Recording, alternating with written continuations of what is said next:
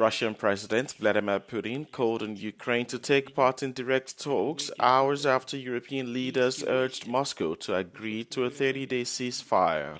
Speaking in a late-night televised address, Putin offered to resume direct talks without preconditions on Thursday, the 15th of May. He said this was to eliminate the root causes of the conflict and to achieve lasting peace. Уже в следующий четверг, 15 мая, в Стамбуле, там, где они проводились ранее, и там, где они были прерваны, с государствами Европы. В том числе и теми, которые сегодня по-прежнему мы настроены на серьезные переговоры с Украиной. On Saturday, Kyiv played host to 4 leaders who form part of the coalition of the willing, a group of countries committed to supporting Ukraine. The leaders warned that new and massive sanctions would be imposed on Russia should President Putin not agree to the unconditional 30-day ceasefire. Pope Leo outlined his plans for his papacy on Saturday, calling artificial intelligence one of the biggest challenges for humanity. During his first formal audience, Leo told the cardinals that he was fully committed to the 1960s reforms that modernized the Church. La cura amorevole degli ultimi, degli scartati, e il dialogo coraggioso e fiducioso con il mondo contemporaneo nelle sue varie componenti e realtà. The Pope referred to AI when explaining the choice of his name. His namesake, Pope Leo XIII, laid the foundations for modern Catholic social thought. The first American Pope said AI poses new challenges for the defense of human dignity, justice and labor.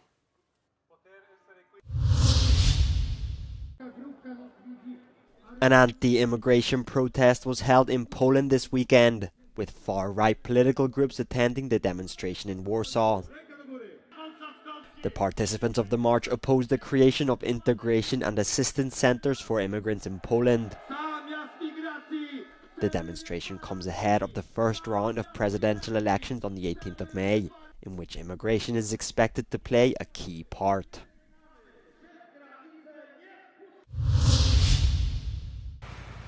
A dangerous toxic cloud generated by a fire on Spain's Catalan coastline had left multiple towns under lockdown. However, the restrictions have now been lifted. The fire, which broke out Friday night into Saturday, began in the town of Vilanova i la Geltrú at a swimming pool chemicals factory, storing around 70 tons of chlorine.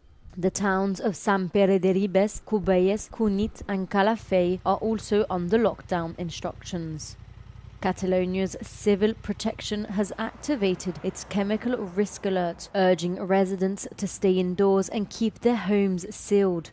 Firefighters report having stabilized the fire and managed to prevent it from spreading to neighboring industrial buildings. So far, no injuries have been reported, according to civil protection sources. India and Pakistan have accused each other of violations of an immediate ceasefire agreement both nations announced on Saturday. The accusations of violations of the truce came just hours after its declaration and following days of military strikes across the border. According to local reports, several explosions were heard in the Indian-controlled Kashmir region. For the last few hours, there have been repeated violations of the understanding arrived at earlier this evening between the Directors General of Military Operations of India and Pakistan.